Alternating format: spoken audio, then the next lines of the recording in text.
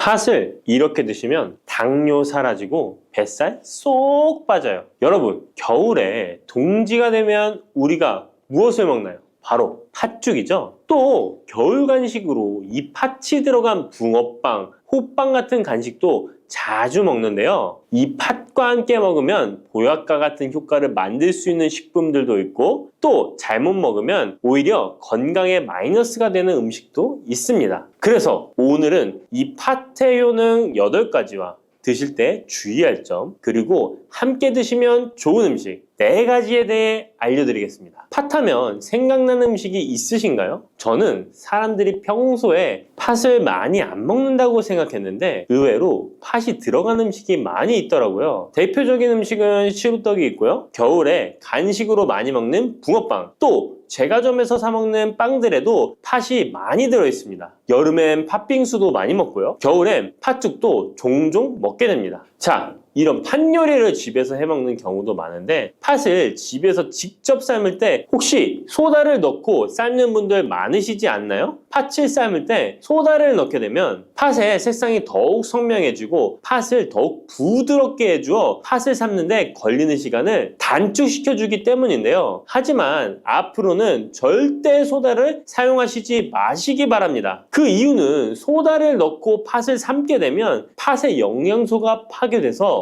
팥에 좋은 성분을 먹을 수 없게 되기 때문인데요. 자, 그래서 어떻게 팥 요리를 하는 게 좋은지 알려드릴게요. 팥을 삶을 때 먼저 흐르는 물에 깨끗이 세척해서 이물질을 제거해 주시고요. 물에 담가 약 4시간 정도 불려주십니다. 그렇게 불린 팥을 물에 넣어 삶아주면 붉은색의 팥 삶은 물이 생기잖아요. 바로 이 팥을 삶은 물이 건강에 정말 좋다는 사실 알고 계셨나요? 그 이유는 팥에 들어있는 사포닌이라는 성분 때문입니다. 간혹 팥 삶은 첫물에는 팥에 독소가 있어서 버려야 한다는 분들이 계신데요. 이는 잘못된 정보입니다. 왜냐하면 팥 삶은 첫물에 사포닌 성분이 가장 많이 들어있기 때문에 이걸 버리지 마시고 따로 담가 두었다가 하루에 1~2잔씩 차로 드시면 좋습니다. 자, 그럼 이제 팥의 구체적인 효능에 대해 말씀드릴 건데, 첫 번째는 혈관 건강에 많은 도움이 된다는 것입니다. 앞에 말씀드린 팥물은 혈관 청소부라는 별명이 있을 정도로 혈관을 깨끗하게 해주는 효능이 있습니다. 그 이유는 팥에 함유된 강력한 항산화 성분인 안토시아닌이 혈관 내 활성산소를 제거해줘서 혈관 세포 손상을 예방해주기 때문입니다. 또한 안토시아닌은 혈관 내의 염증을 줄여줘서 염증성 질환에도 좋은 효과가 있고요. 나쁜 콜레스테롤 수치를 줄여주는 효과가 있어서 고지혈증을 예방하며 심장질환의 위험도 줄이는데 큰 도움을 줄 수 있습니다. 이뿐 아니라 조선시대 기록에 보면 이 팥물로 세안을 했다는 기록이 있는데요. 팥물로 세안을 하면 피부의 노폐물을 제거하는 데 좋고 피부를 맑고 건강하게 해준다고 합니다. 비누가 없던 시절에 피부 건강을 위해 사용했던 선조들의 지혜가 정말 놀랍지 않나요? 당뇨병의 개선에 도움을 준다는 것입니다. 2014년에 발표된 한 연구에서 팥을 섭취하는 것이 2형 당뇨병 환자의 혈당 수치와 인슐린 저항성을 개선하는데 도움이 되는 것으로 보고가 됐습니다. 이 연구에서는 4주 동안 매일 팥을 섭취한 결과 당뇨 환자들의 공복 혈당 수치가 무려 평균 19.5% 감소하였고 인슐린 저항성 또한 줄어든 것으로 나타나서 당뇨가 있거나 당뇨 예방이 필요하신 분들은 꼭 팥을 꾸준히 드셔보시기 권해드립니다. 세 번째 팥의 효능은 몸의 부종을 제거하고 다이어트에 도움을 주는 것입니다. TV에서 연예인들이 이 팥으로 다이어트를 해서 효과를 봤다고 했던 적도 있었고요. 한의학 책 중에 본초 강목에 보면 팥을 오랫동안 먹으면 여위고 마르기 때문에 살찐 사람이 먹는 것이 좋다라는 내용이 나옵니다. 그래서 한의원에서 다이어트 처방을 할 때도 팥을 쓰는 경우가 많이 있는데요. 그 이유는 바로 팥에 들어있는 칼륨 때문입니다. 팥에는 쌀의 10배 이상, 바나나에 약 4배 이상의 칼륨이 들어있는데요. 이 칼륨이 몸 안에 나트륨 배출을 도와서 당뇨 환자들의 신장 부담을 줄여주고 혈압 상승을 억제해주는 효능이 있고요. 또한 이뇨작용이 있어서 이를 통해 부종을 줄여줄 수가 있습니다. 그래서 우리가 보통 물살이라고 부르는 잘 부으면서 살이 찌는 분들은 다이어트에 이 팥을 이용하시면 효과를 볼 수가 있습니다. 그래서 그에 대한 연구 결과도 있었는데요. 시험지에 팥 추출물을 먹였더니 근육 손실 없이 체지방 함량이 30% 이상 줄었고 몸무게도 37%나 감소했다고 합니다. 사람과 똑같을 수는 없지만 분명히 팥이 체중 감량에 도움이 된다는 결과라고 볼 수가 있습니다. 네 번째, 팥의 효능은 변비를 개선하는 데 도움을 주는 겁니다. 팥에는 사포닌뿐 아니라 많은 식이섬유가 들어있기 때문인데요. 사과에 비해서 약 10배나 많은 식이섬유가 들어있습니다. 그래서 팥을 섭취하게 되면 이 식이섬유가 장 운동을 활발히 하고 대변을 부드럽게 만들어 배변을 원활하게 해줄 수 있고요. 또한 이 식이섬유는 장에 있는 유익균들에게 풍부한 먹이를 제공해주기 때문에 장내 유익균의 증식에도 직접적으로 효과를 줍니다. 이를 통해서 장의 전반적인 환경을 좋게 바꿔줄 수가 있고 이것은 몸의 면역력 향상과도 연결되어 있기 때문에 우리가 프로바이오틱스를 복용할 때도 팥을 함께 드셔보면 그 효과가 커지는 것을 느끼실 수가 있을 겁니다. 다섯 번째 팥의 효능은 탈모 예방에 도움을 준다는 것입니다. 나이가 들면서 머리숱이 점점 없어져 고민하시는 분들 정말 많은데요. 팥과 함께 천연 탈모약이라 불리는 수수를 함께 드신다면 탈모 예방에 큰 도움을 받을 수 있습니다. 그 이유는 바로 팥과 수수에 들어있는 비오틴이라는 성분 때문인데요. 이 비오틴은 모발의 모공에서 자라는 단계부터 필요하고 손상된 머릿결이 재생되는 데까지 관여하는 정말 중요한 성분입니다. 건강한 머릿결을 만드는데 꼭 필요한 성분이라고 할 수 있습니다. 비오틴이 몸속에서 부족한 현상이 나타나면 머리카락이 얇아지면서 많이 빠지게 되고 또한 두피가 건조해지고 가려움증이 생기면서 탈모를 가속화할 수 있습니다. 그런데 팥에는 이 비오틴뿐 아니라 모발 성장에 도움이 되는 아미노산이 풍부하고 수수에는 미네랄 성분이 풍부하여 머리카락을 건강하게 유지하는 데 직접적으로 도움을 주게 되고요. 또한 팥과 수수에 함유된 항산화 물질들이 머릿결을 상하게 하는 자유 라디칼 성분을 중화해 주어 머리카락 건강에 큰 도움을 주는 것입니다. 여섯 번째 팥의 효능은 우리나라 사람에 꼭 필요한 탄수화물 소화를 돕는다는 것입니다. 이는 팥에 함유되어 있는 비타민 B의 역할 때문인데요. 비타민 B는 탄수화물, 단백질, 지방을 에너지로 변환하여 우리 몸을 충전해주는 역할을 합니다. 또한 신경 전달 물질인 뉴로트랜스미터의 합성에 관여해 뇌신경을 건강하게 하는 데에도 도움을 줍니다. 팥을 잘 섭취하면 뇌를 건강하게 해주어 치매 예방에도 도움이 되는 것입니다. 자, 앞에서 팥과 함께 먹으면 좋은 음식이 수수가 나왔는데요. 하나 더 말씀드릴게요. 바로 호박입니다. 호박은 기본적으로 여러 영양성분이 풍부하지만 호박에는 비타민 B가 없어서 호박과 팥을 함께 드시면 서로의 부족한 부분을 채워줄 수가 있고요. 또한 호박에도 소화 기능을 개선해주는 기능이 있어서 팥과 함께 드시면 시너지 효과가 있고요. 그리고 팥처럼 호박에도 이뇨작용이 있는데요. 팥과 호박의 이뇨작용은 과정이 약간 다릅니다. 팥은 몸속의 부종, 노폐물과 독소를 빨아들여서 배출하는 이뇨작용을 하는 것이고요. 호박은 신장에서 만들어지는 호르몬의 분비를 억제하여 이뇨작용을 촉진하게 되는데 이렇게 되면 신장에 과다하게 축적되는 수분을 배출하는 역할을 해줄 수가 있어서 더 도움이 될 수 있습니다. 일곱 번째 팥의 효능은 빈혈을 개선하는 데 도움을 주는 것입니다. 보통 우리 몸에 철분이 부족해지면 빈혈 증상이 나타나죠. 빈혈로 인해 어지러움, 두통, 체력 저하 등의 증상이 나타나게 되는데 팥에는 앞에서 얘기한 단백질, 식이섬유, 칼륨, 비타민, 비오틴뿐만 아니라 바로 칼슘과 철분 또한 풍부합니다. 팥에 함유된 철분의 함량이 우유의 약 100배나 된다는 사실 알고 계셨나요? 그래서 팥을 드시면 철분 부족으로 인한 빈혈을 개선하는데 도움이 되기 때문에 빈혈이 있으신 분들은 꼭 기억하시면 좋겠습니다. 여덟 번째 팥의 효능은 스트레스를 줄여주는데 도움을 준다는 것입니다. 팥에 함유된 비타민 B가 신경계를 안정화시켜주는 효과가 있어서 스트레스로 오는 증상들을 줄여줄 수가 있고요. 또 팥에는 마그네슘의 함량도 높은데요. 마그네슘 또한 신체의 스트레스 반응을 조절하는 데 중요한 역할을 합니다. 팥 속에 들어있는 마그네슘을 통해서 스트레스로부터 몸이 회복되는 데 도움을 받을 수가 있습니다. 그리고 팥에는 복합탄수화물도 풍부한데요. 복합탄수화물은 천천히 소화되어 급격한 혈당 상승을 방지하고 일정한 에너지 공급을 유지하는 데 도움이 됩니다. 이는 스트레스 상황에서도 안정적인 에너지 공급을 유지할 수 있게 해줘서 스트레스를 관리하는 데 도움이 될 수 있습니다. 이렇게 좋은 팥도 드실 때 주의사항이 있는데요. 과하게 많이 드시면 이뇨작용 때문에 몸에 무리를 줄 수 있는데요. 이를 방지할 수 있는 방법이 있습니다. 바로 찹쌀과 함께 드시는 겁니다. 팥죽을 끓일 때 찹쌀을 넣어 함께 죽을 만드는 경우도 있고 쫄깃쫄깃한 찹쌀로 경단, 새알을 만들어 넣어 먹는 경우도 있죠. 선조들의 지혜가 정말 놀라운데요. 이렇게 찹쌀과 팥을 함께 드시면 팥 때문에 몸 안에 수분이 과하게 빠져나가는 것을 찹쌀이 막아줘서 문제가 생기지 않게 해주는 것입니다. 그리고 다른 주의사항은 팥의 찬 성질인데요. 그래서 장이 좋지 않은 분들이 팥물을 많이 드시게 되면 소화불량, 복부팽만, 복부 통증을 일으킬 수 있으니까 주의하셔서 조금씩 드셔보시는 게 좋고요. 만약에 이런 점이 불편한 경우에는 생강과 함께 드시면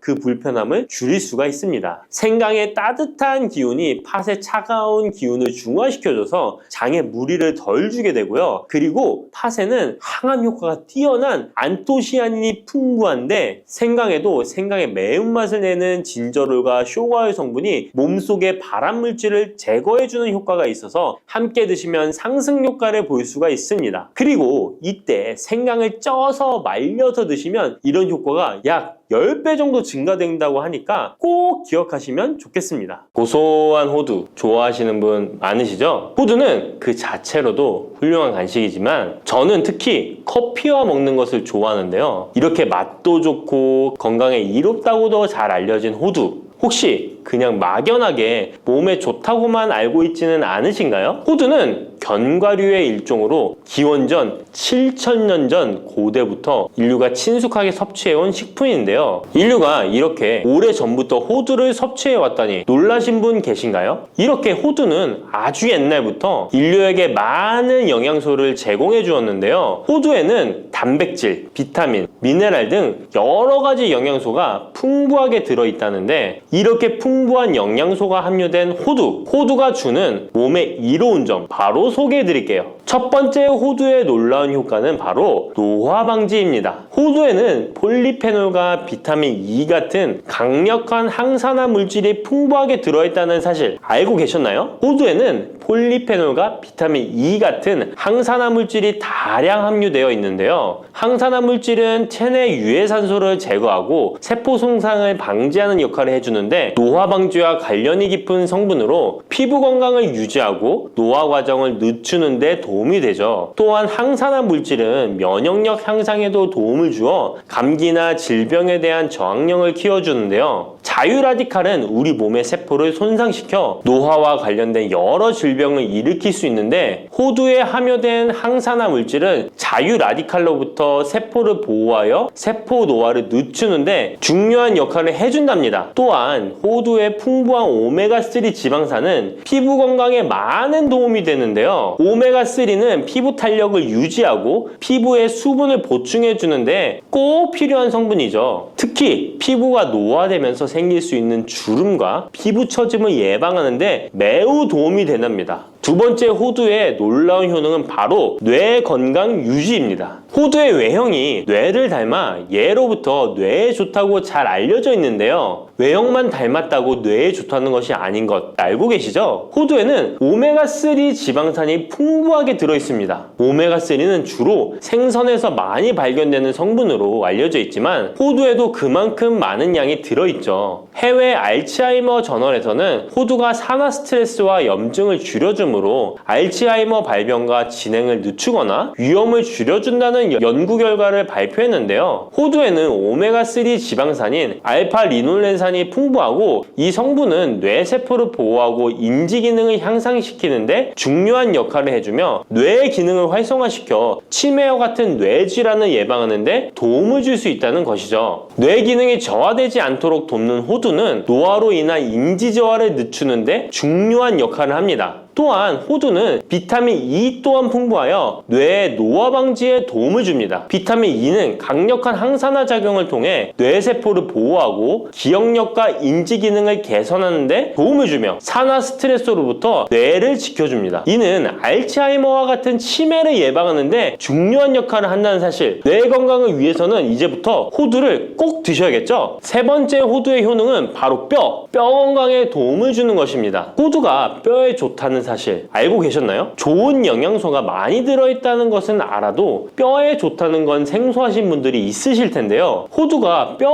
건강에 미치는 좋은 작용들 바로 알려드릴게요. 호두는 칼슘뿐만 아니라 다른 중요한 성분들도 함유하고 있어서 뼈를 튼튼하게 만드는데 아주 효과적인 식품입니다. 호두는 칼슘과 마그네슘이 균형 있게 들어있는데요. 칼슘은 뼈를 구성하는 중요한 성분이지만 마그네슘 역시 뼈 건강에 필수적인 역할을 합니다. 마그네슘은 칼슘의 흡수를 돕고 뼈의 밀도를 유지하는 데 중요한 역할을 하죠. 이 두 성분이 적절히 균형을 이루면 뼈의 강도를 높이고 골다공증과 같은 질환을 예방할 수 있는데요. 또한 호두에 들어있는 오메가3 지방산은 뼈 건강에 직접적인 영향을 미치는 중요한 성분입니다. 연구에 따르면 오메가3 지방산은 뼈의 형성을 촉진하고 뼈의 밀도를 높이는 데 도움을 줄 수 있다고 하는데요. 이뿐만 아니라 오메가3는 염증을 줄여주는 효과가 있어서 관절염과 같은 염증성 질환에 걸리기 쉬운 사람들에게도 유익한 영향을 줄 수 있습니다. 호두의 놀라운 효능 네 번째는 바로 암 예방 효과입니다. 호두는 항산화 작용과 항염증 작용 덕분에 암 예방에도 효과적이라고 알려져 있는데요. 놀라우신가요? 2022년 국제학술지에 실린 연구 자료를 보면 호두나 아마씨에 함유되어 있는 알파 리놀레산을 꾸준히 섭취하면 그렇지 않은 사람들과 비교해서 심혈관 질환 위험률이 10% 감소되고 관상동맥 심장질환 위험률은 20%나 줄어들었다고 합니다. 그뿐만 아니라 호두에는 폴리페놀과 엘라그산이 풍부하게 들어있는데요. 특히 엘라그산은 항암 성분으로 유명한데 엘라그산은 체내에서 엘라그산 대사물질로 변한대요. 암세포의 성장을 억제하는 데 도움을 주고 폴리페놀은 암세포의 확산을 막아주는 역할을 해줍니다. 호두는 이뿐만 아니라 오메가3 지방산을 많이 함유하고 있는데요. 오메가3 지방산은 염증을 줄이는 효과가 있습니다. 암은 염증성 질환과 관련이 깊은데요. 호두가 가진 염증 완화 효과는 암 치료에 있어서 중요한 보조 역할을 해줄 수 있다는 것 아시나요? 호두에 포함된 비타민 E와 셀레늄 등의 성분은 면역력을 증진시키는 데 도움을 주는데요. 암 환자에게는 면역력이 중요한데 호두는 면역 시스템을 강화시켜서 우리 몸에 방어막을 형성시키는데 큰 역할을 할 수 있죠. 호두의 효능 정말 놀랍죠? 이렇게 몸에도 좋고 맛도 좋은 호두 이것들과 먹으면 효과가 배가 된다는데요. 호두와 궁합이 좋은 식품들 바로 알려드릴 테니 주목해주세요. 첫 번째는 요거트입니다. 요즘 들어 그릭 요거트나 프로바이오틱스 같은 단어들 자주 접해보셨죠? 요거트에는 단백질, 칼슘, 프로바이오틱스 등의 영양소가 풍부하게 함유되어 있는데요. 호두에는 건강한 지방, 단백질, 식이섬유, 비타민, 미네랄 등이 풍부합니다. 이 두 가지를 함께 섭취하면 영양소 조합을 통해 다양한 영양소를 한 번에 섭취할 수 있는데요. 요거트에 함유된 프로바이오틱스는 장내 유익한 세균을 증식시키고 장 건강을 촉진하는 데 도움이 됩니다. 또한 호두의 지방은 프로바이오틱스의 효능을 더욱 향상시켜 장 건강에 도움을 주고 호두에 함유되어 있는 오메가3 지방산과 같은 건강한 지방산을 요거트와 함께 섭취하면 호두의 지방이 소화 흡수를 도와 영양소의 흡수를 향상시킬 수 있다는 것 꼭 잊지 말아주세요. 그리고 영양뿐만 아니라 호두의 고소하고 크리미한 식감과 요거트의 부드럽고 상큼한 맛은 잘 어울리는데요. 함께 섭취하면 맛과 식감의 조화를 즐길 수 있습니다. 그러니 이제부터 요거트를 드실 때는 호두와 함께 드시는 것 추천해 드릴게요. 두 번째, 호두와 환상의 궁합 음식은 바로 바나나입니다. 바나나는 호두와 함께 섭취하면 영양소의 균형을 맞출 수 있다는 사실 알고 계신가요? 바나나는 탄수화물과 천연당과 풍부한 식이섬유를 함유하고 있다는 것 잘 알려져 있는데요. 뿐만 아니라 바나나의 당은 호두 대비 신체에 더 빠른 에너지를 공급해 줍니다. 호두에는 건강한 지방과 단백질이 풍부하게 함유되어 있다는 것 이제 잘 아시죠? 이 성분들은 신체의 에너지를 지속적으로 유지하는데 도움을 주는데요. 그래서 바나나와 호두 이 두 가지를 함께 섭취하면 서로 보완적인 영양소를 한 번에 섭취할 수 있고 영양소 흡수 동안 더 쉽고 오래 지속이 되도록 도와준다는 것이죠. 영양뿐만 아니라 호두의 고소하고 크리미한 식감과 바나나의 부드럽고 달콤한 맛은 잘 어우러지는데요. 함께 갈아서 스무디로 한번 섭취해보세요. 간단하게 바나나의 달달한 맛과 호두의 고소한 향이 의외로 조화로워서 맛과 식감, 영양소까지 한 번에 즐길 수 있습니다. 이렇게 고소하고 맛도 좋고 몸에도 정말 좋은 호두, 그렇다고 해서 너무 과하게 섭취해도 안 좋다는 사실 알고 계신가요? 호두는 건강에 매우 좋은 식품이지만 모든 식품들이 그러하듯 호두도 적당량 섭취를 해야 하는데요. 과연 하루에 얼마나 먹어야 하는지, 몸에 좋은 호두를 잘못된 방법으로 섭취하면 몸에 치명적인 독이 될 수 있다는 사실들, 호두 섭취 시 주의점들 바로 알려드릴게요.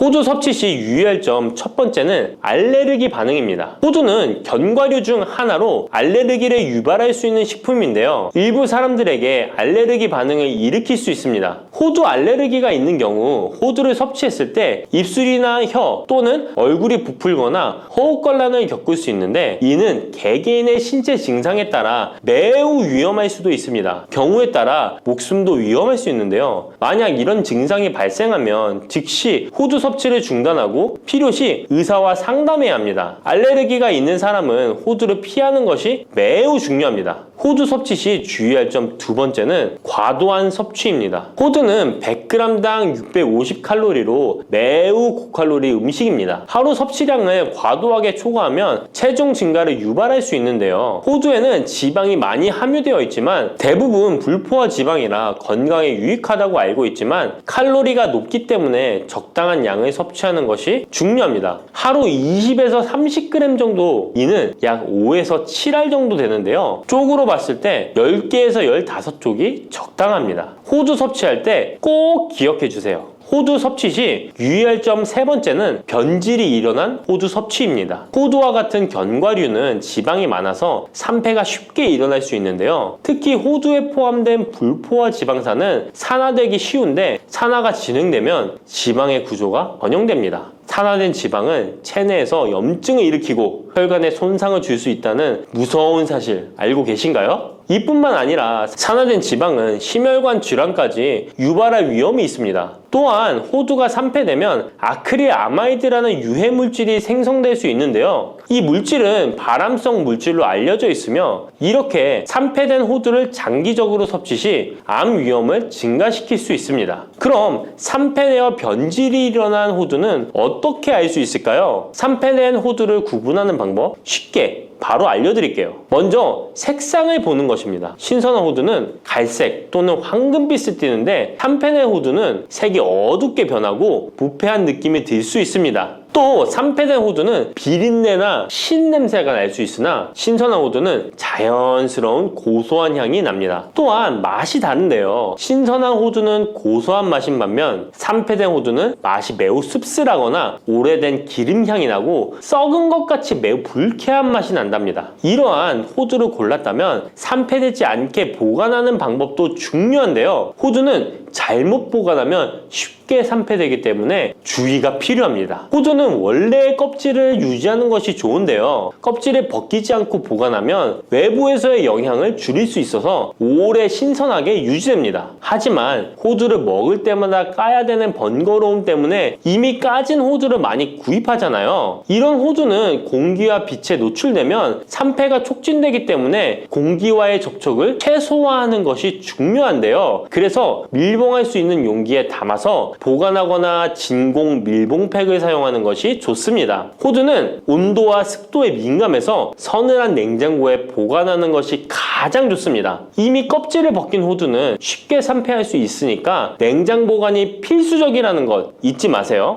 혈관을 깨끗하게 하고 당뇨를 예방하려면 땅콩을 이렇게 드셔야 합니다. 여러분, 땅콩 좋아하시는 분 있으신가요? 저는 땅콩과 건어물을 안주로 참 좋아하는데요. 이런 맛있는 땅콩이 건강에 좋은 효능들이 많다는 것 혹시 아시나요?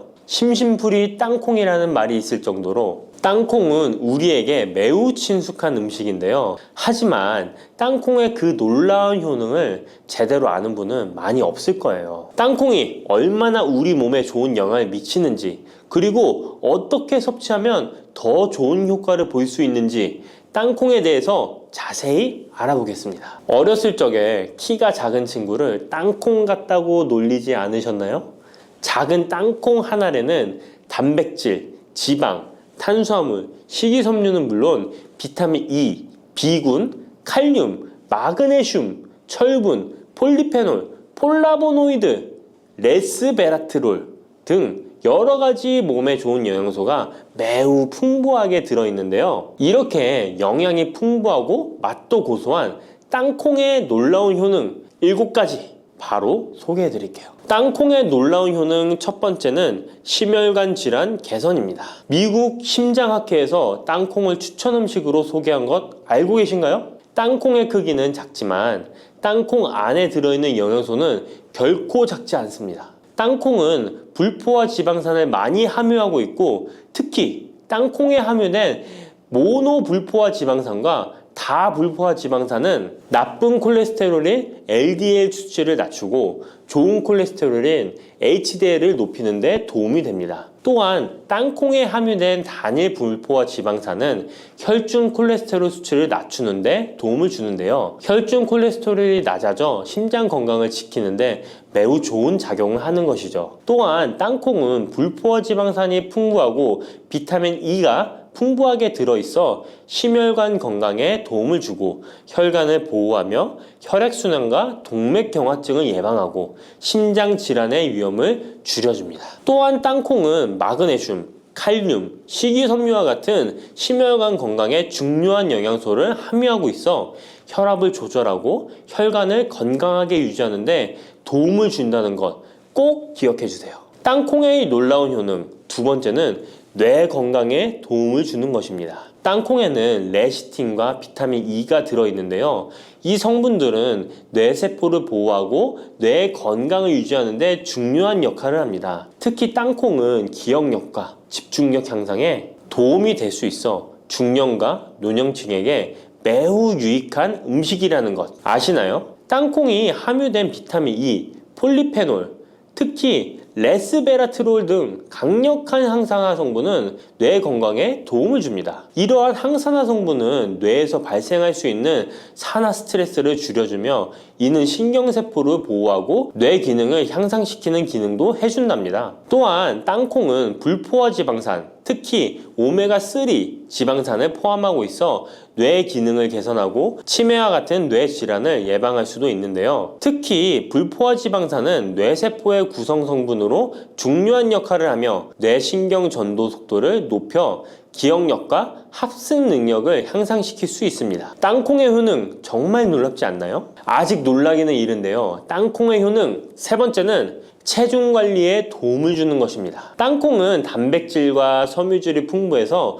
조금만 먹어도 포만감을 오래 유지시켜주는데요. 그래서 과식을 예방하고 체중을 관리하는 데 도움을 줄 수 있죠. 그냥 땅콩도 좋지만 땅콩을 갈아 만든 땅콩버터도 포만감을 오래 유지시켜줘서 과식을 방지하는 데 효과적입니다. 또한 단백질과 지방산이 풍부해서 에너지를 공급하고 건강한 체중 관리를 돕습니다. 하지만 모든 음식은 과유불급, 작지만 영양이 풍부한 땅콩은 고칼로리 식품이기 때문에 하루에 10알에서 20알 정도 적당량을 섭취하는 것이 중요하다는 것 꼭 기억해 주세요. 땅콩의 놀라운 효능 네 번째는 바로 당뇨 관리 효능입니다. 땅콩이 당뇨에 효능이 있다니 신기하죠? 땅콩에는 불포화 지방산이 많이 함유되어 있고 혈당 수치가 낮아서 혈당을 천천히 올리는 효과가 있는데요. 그래서 당뇨병 환자들에게도 좋은 간식으로 평가되고 있습니다. 또한 땅콩에 포함된 섬유질과 단백질이 혈당을 안정적으로 유지하는 데 도움을 주는데요.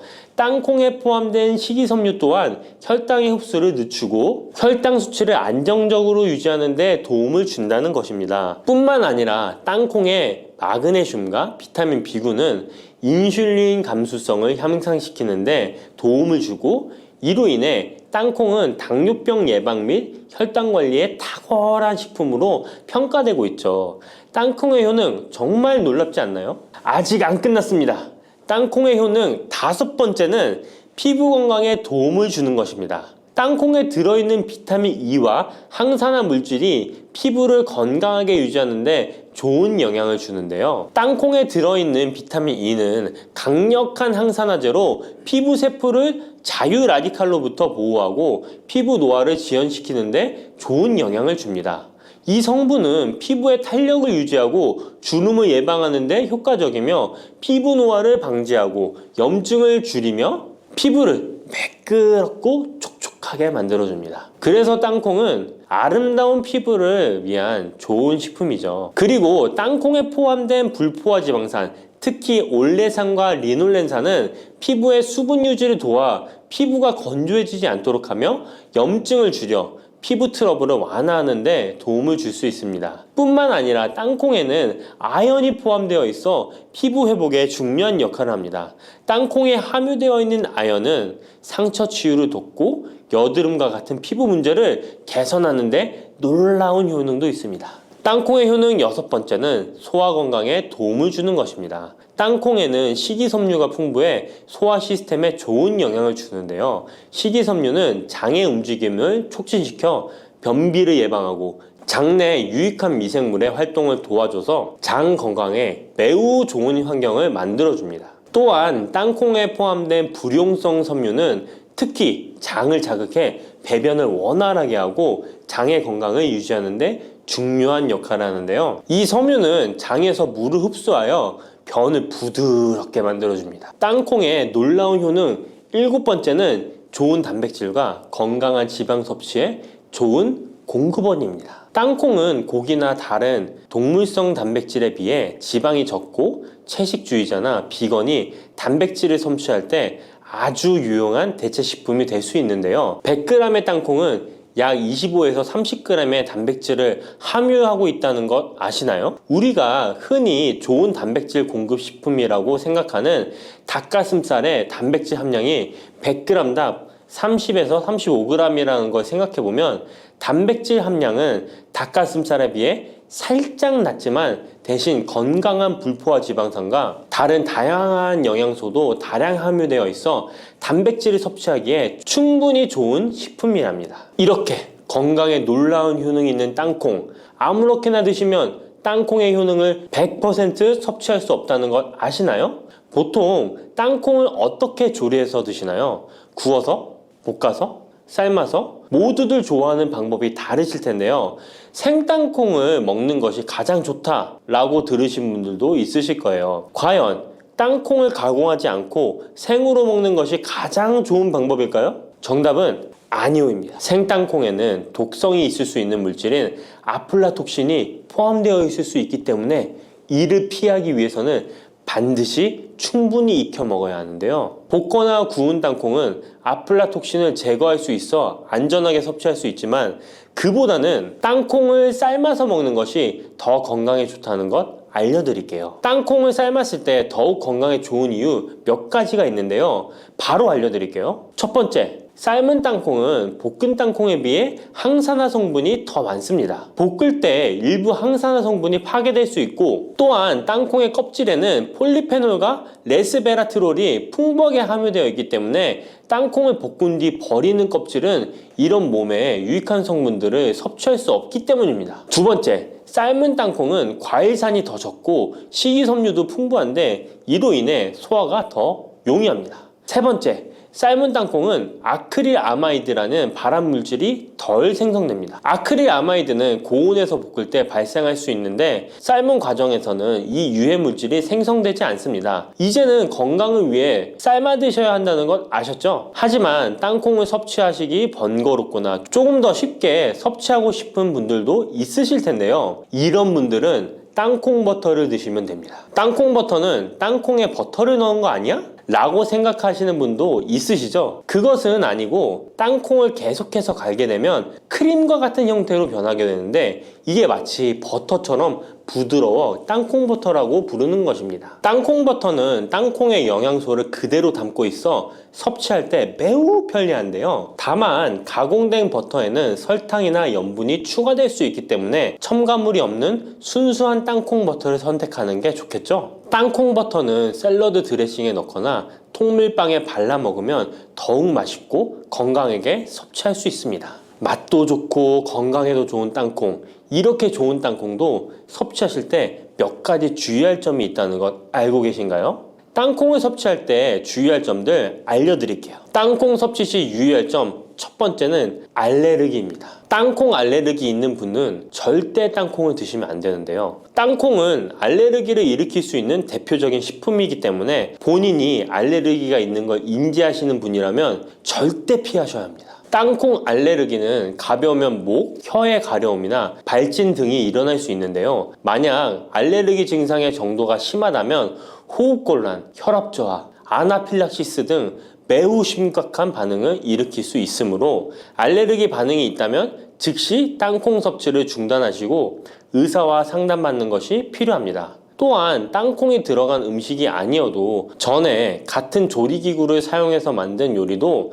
땅콩의 성분이 남아있을 수 있어 알레르기가 있는 사람에게는 위험할 수가 있는데요. 알레르기가 있는 분은 꼭 땅콩이 들어갈 수 없는 환경에서 조리가 된 건지 확인하는 게 중요합니다. 땅콩을 섭취할 때 유의사항 두 번째는 과다 섭취입니다. 고소한 땅콩은 손으로 집어먹기도 쉬워서 한 번 먹기 시작하면 하나, 둘 계속 입으로 들어가게 되는데요. 하지만 이렇게 계속 먹다간 아무도 모르는 사이에 체중이 증가할 수 있습니다. 땅콩은 고칼로리 식품이기 때문인데요. 하루 권장 섭취량은 약 10알에서 20알 정도 넘기지 않도록 주의하시고 적당량을 섭취하는 것이 중요합니다. 세 번째, 땅콩 섭취 시 주의할 점은 염분과 설탕이 추가된 가공식품을 피하는 것입니다. 땅콩이 몸에 좋다고 해서 시중에 판매되는 땅콩 버터나 땅콩 과자까지 좋은 것은 아닌데요. 땅콩의 겉면 위에 염분이나 설탕이 많이 포함된 제품들이 있습니다. 이러한 제품을 자주 섭취하면 혈압 상승이나 당뇨 유발 등의 문제가 발생할 수 있으므로 첨가물이 적은 제품을 선택하는 것이 좋습니다. 또한 땅콩 버터를 섭취할 때도 뒤에 성분표를 꼭 확인하셔야 하는데요. 맛으로 먹는 거라면 상관없지만 건강을 위해서 땅콩 버터를 섭취하시는 것이라면 100% 땅콩으로만 만들어진 제품인지 살펴보시고 구매해야 합니다. 땅콩 섭취 시 유의할 점 네 번째는 보관이 잘 된 땅콩을 섭취해야 하는 것입니다. 땅콩이 건조된 식품이라고 생각해서 실온에 대충 보관해 놓진 않으셨나요? 땅콩은 고지방 식품으로 지방산이 많이 포함되어 있기 때문에 산패가 될 수 있는데요. 산패된 지방산은 인체에 유해한 물질인 과산화지질을 생성할 수 있으며 이는 세포와 조직에 손상을 일으킬 수 있습니다. 땅콩이 보관 상태가 부적절해지면 곰팡이가 자주 발생하는데 이 곰팡이는 아플라톡신이라는 독소를 생성할 수 있습니다. 아플라톡신은 강력한 발암 물질로 알려져 있으며 장기적으로 섭취할 경우 간에 손상을 주거나 간암을 일으킬 수 있는 위험한 물질이죠. 따라서 땅콩을 보관할 때는 통풍이 잘 되고 건조한 장소에 보관해야 하며 곰팡이가 발생한 땅콩은 절대 섭취해서는 안 됩니다. 검은 콩 드실 때 제발 이렇게 드세요. 그래야 내장 지방 싹 녹아내리고 치매를 예방할 수 있어요. 검은 콩이 건강에 좋다는 사실 모두 알고 있을 텐데요. 특히 내장 지방을 없애 뱃살을 뺐는데 좋다고 알고 계실 거예요. 또한 검은 콩은 혈관에 쌓이는 콜레스테롤 수치도 낮춰주는 효과가 있다고 하는데요. 그래서 볶아도 먹고 밥에 넣어서도 많이 드시지 않나요? 근데 정작 우리의 뱃살은 빠지지 않고 콜레스테롤 수치도 낮아지지 않는데요. 그건 먹는 방법에 문제가 있기 때문이에요. 물론 검은 콩은 몸에 좋은 역할을 하는 효능이 많이 있지만 어떻게 먹느냐에 따라 오히려 몸에 독이 될 수도 있고 반대로 효능을 극대화시킬 수 있는데요.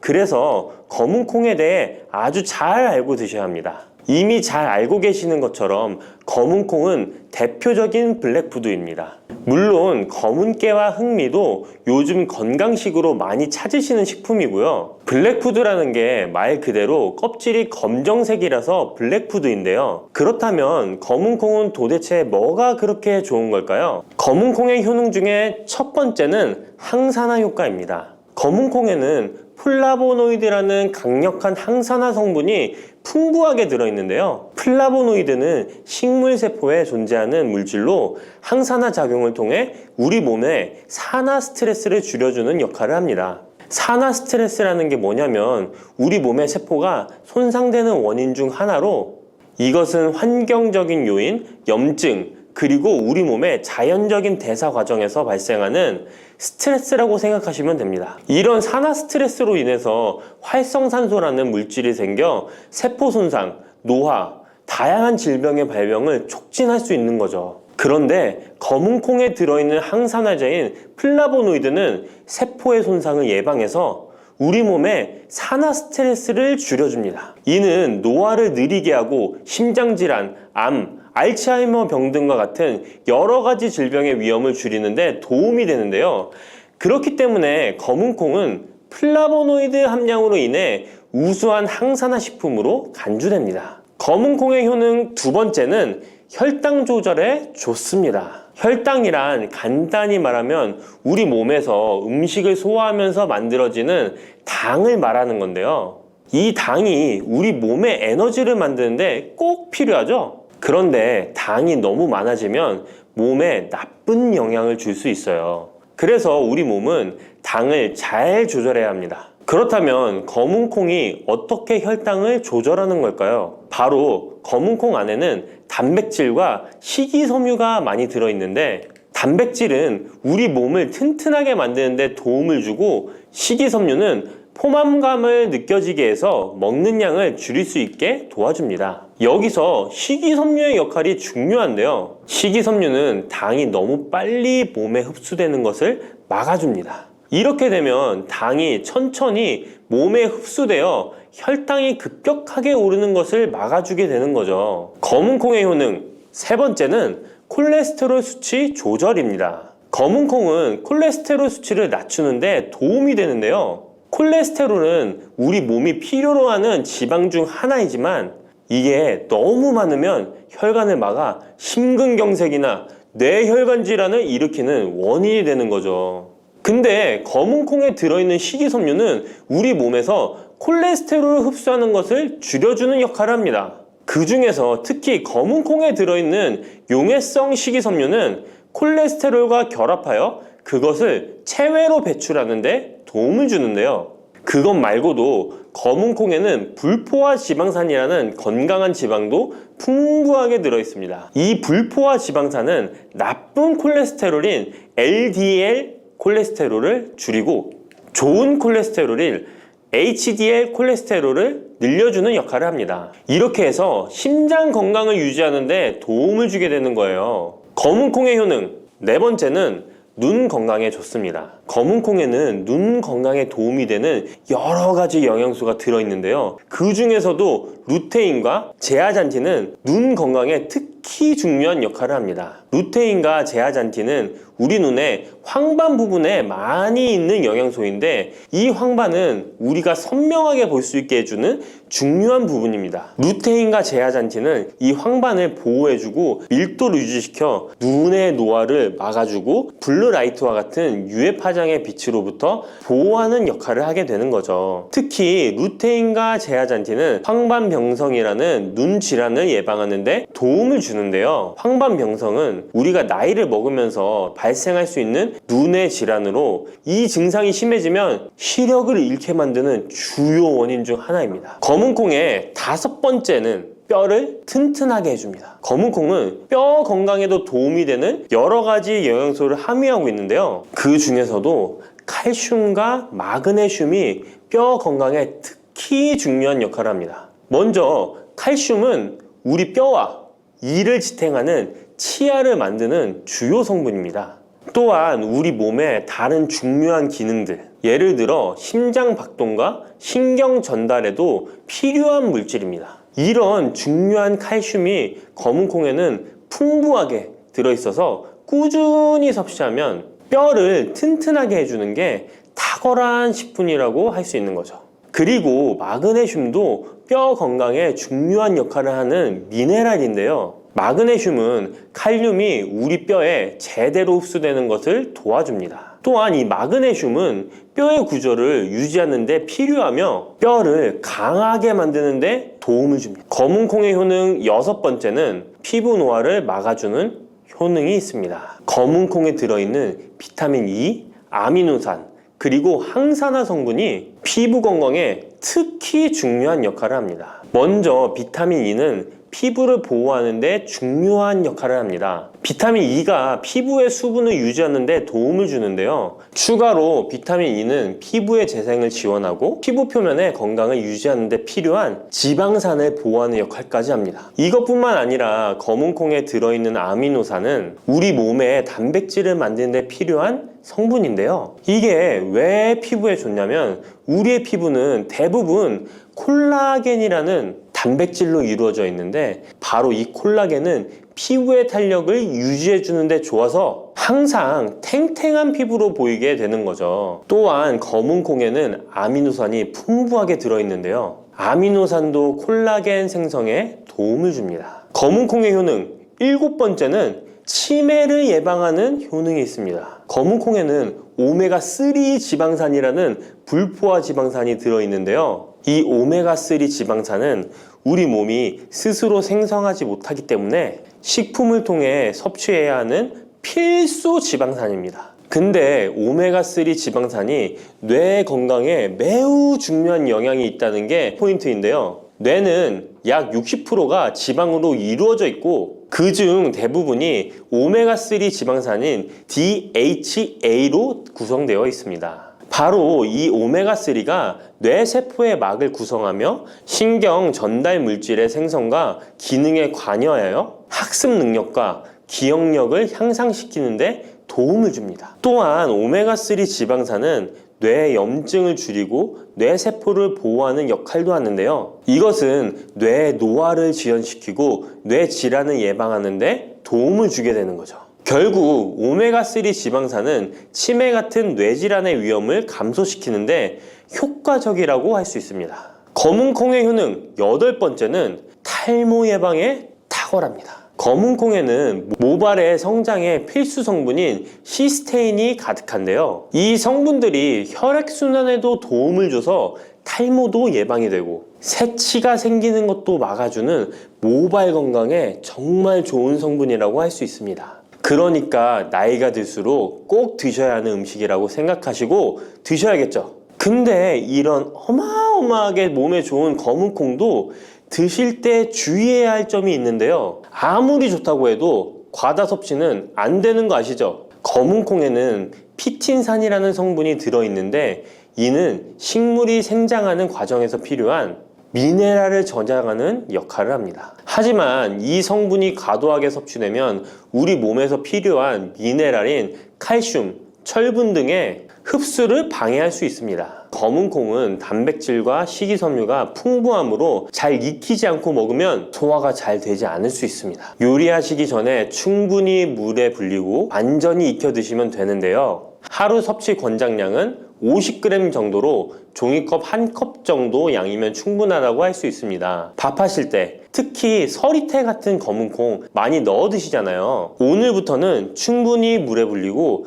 무조건 많이 넣는다고 좋은 건 아니니 적당량을 잘 넣어서 드시면 좋겠습니다. 근데 검은 콩 드실 때 다른 음식들과 같이 먹게 되는데요. 밥 지을 때 넣거나 다른 음식과 같이 먹기도 하는데 같이 먹으면 오히려 독이 되는 음식이 있다는 거 아시나요? 검은 콩과 함께 먹으면 독이 되는 음식 첫 번째는 우유입니다. 유명한 검은 콩두유, 우유도 있는데 무슨 소리를 하시는지 하는 분들도 계실 거예요. 어떤 분들은 우유에 콩을 넣어서 이런 식으로 갈아서 드시는 분들이 있는데요. 이게 오히려 몸에 안 좋은 영향을 미칠 수도 있는 거죠. 왜냐면 검은 콩과 우유를 동시에 섭취하면 피틴산과 칼륨 사이에 상호작용이 발생할 수 있는데요. 검은콩에는 피틴산이라는 성분이 들어있는데 피틴산은 식물이 생장하는 과정에서 필요한 미네랄을 저장하는 역할을 합니다. 이 성분은 우리 몸에서 필요한 미네랄인 칼슘, 철분 등의 흡수를 방해할 수 있습니다. 반대로 우유는 칼슘의 중요한 공급원이고 우리 몸에서는 칼슘이 뼈와 이를 구성하여 신경, 근육 기능, 혈액 응고 등에 꼭 필요한 성분이죠. 근데 피틴산이 풍부한 검은콩과 칼슘이 풍부한 우유를 같이 먹으면 피틴산이 칼슘의 흡수를 방해하여 우유의 영양소가 제대로 흡수되지 않을 수 있습니다. 같이 드시면 절대 안 되거나 나쁜 큰 영향을 미친다는 것이 아니라 각각의 영양소의 섭취 목적으로는 따로 먹는 걸 추천드리는 거예요. 오해하시면 안 돼요. 검은콩과 함께 먹으면 독이 되는 음식 두 번째는 토마토입니다. 왜냐면 토마토가 콩의 단백질 흡수를 방해하고 소화를 어렵게 만들 수 있는 산성이기 때문인데요. 토마토의 산성 성분이 단백질의 흡수를 방해하면 콩에 충분히 있는 단백질이 몸에 흡수가 안 되어 콩의 영양 가치가 아무런 의미가 없게 되는 상황이 올 수 있는 것입니다. 또한 토마토의 산성 성분은 이미 단백질이 풍부하고 소화하기 어려운 콩을 더욱 소화하기 어렵게 만들 수 있습니다. 그렇지 않아도 나이가 들면 신진대사가 활발하지 않아 소화가 안 되는데 소화불량을 일부러 만들 필요는 없겠죠? 검은콩과 함께 먹으면 독이 되는 음식 세 번째는 달걀입니다. 달걀에는 비타민 A가 풍부하게 들어있는데요. 비타민 A는 우리 몸의 면역 시스템을 강화시키며 시력을 유지하는 데 필요하고 세포의 성장과 분열에 중요한 역할을 합니다. 그리고 검은콩에는 트립신이라는 아미노산이 들어있는데요. 트립신은 우리 몸에 단백질을 만드는데 필요한 중요한 구성 요소이며 신경 전달 물질인 세로토닌과 멜라토닌의 생산에도 필요한 아미노산입니다. 그런데 달걀의 비타민 A와 검은콩의 트립신이 함께 섭취되면 어떻게 될까요? 둘 사이에 화학적 상호작용이 발생하여 소화 과정에 영향을 미칠 수 있는데요. 이 상호작용은 단백질의 소화를 방해하거나 비타민 A의 흡수를 저해하게 되는 거죠. 트립신은 소화효소의 활동을 저해하는 특성이 있습니다. 따라서 트립신이 풍부한 검은콩과 비타민 A가 풍부한 달걀을 함께 섭취하면 좋은 영양소를 흡수 못하는 결과를 가져올 수 있습니다. 앞으로는 무심코 검은콩과 같이 먹을 때 독이 되는 음식은 같이 안 드셨으면 좋겠습니다. 그렇다면 같이 먹을 때 궁합이 정말 잘 맞는 음식도 있지 않을까요? 정말 찰떡궁합인 음식들도 있습니다. 검은콩과 궁합이 정말 잘 맞는 음식 첫 번째는 흰 쌀밥입니다. 이미 다들 밥에 검은콩 넣어서 드시잖아요. 밥하고 검은콩은 그만큼 궁합이 잘 맞는다고 알고 계신 거죠. 검은콩에 들어있는 식이섬유는 소화 과정에서 천천히 분해되고 흡수되어 장기간 동안 포만감을 유지시키는데 도움이 되는데요. 밥과 함께 섭취하면 이런 효과가 더욱 증가를 하게 돼서 다이어트에도 효과적이라고 할 수 있습니다.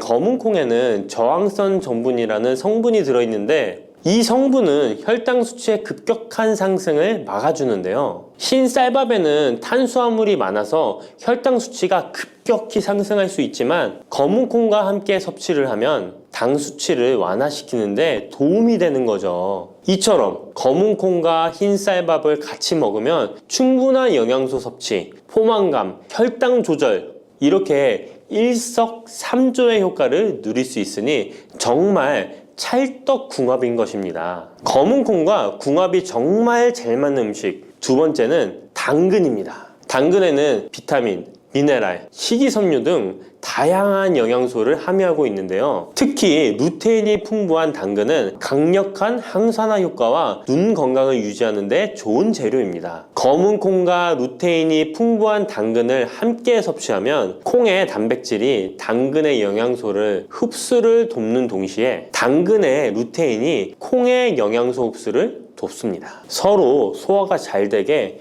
영양소 흡수가 잘 되게 도와주는 음식인 거죠. 당근 말고도 시금치와 같은 채소도 같은 역할을 하니 식사하실 때 당근이 들어간 음식이나 시금치 나물 같은 음식들과 같이 드시면 효과가 정말 좋을 거라 생각합니다. 검은콩과 궁합이 정말 잘 맞는 음식 세 번째는 닭고기입니다.